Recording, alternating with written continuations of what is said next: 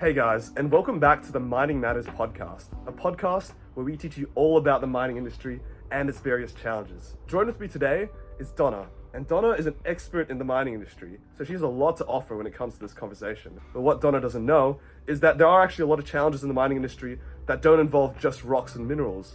A lot of it is actually wastewater, and today we're going to talk about it. Thanks for having me.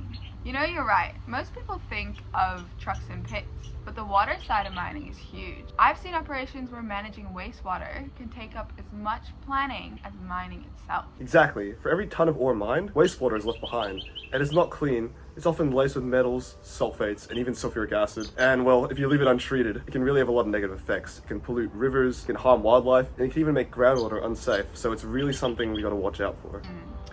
Yeah, absolutely.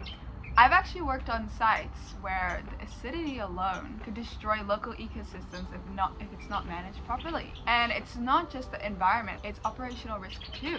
Corrosion from high salinity or metal contamination can wreck the equipment as well, which costs millions. So it really impacts the environment then and production efficiency? Like, is it something that you really think about in the mining process, or is it something that's on the back of your mind? Well, it's never just one method. Usually it's a combination of some sort. Sedimentation tanks handle the large particles, chemical precipitation tackles heavy metals, and then the membrane filtration can remove dissolved salts.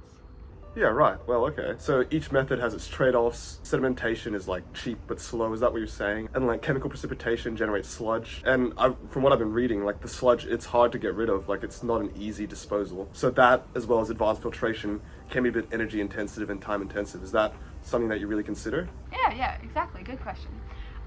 That's why designing an effective system is as much about strategy as technology.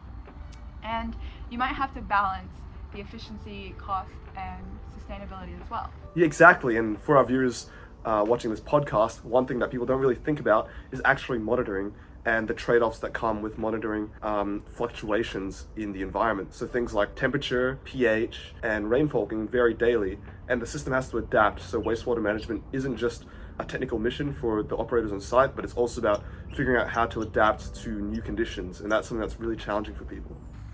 Yeah, exactly right. When systems learn to adapt, it sets up mines for long-term success. Yeah, right, okay. Well, thanks so much for that. I feel like that was really insightful, and I definitely learned so much, and I'm sure our viewers can say the same thing. So, yeah, thanks for tuning in, and Donna, you've been a great guest today.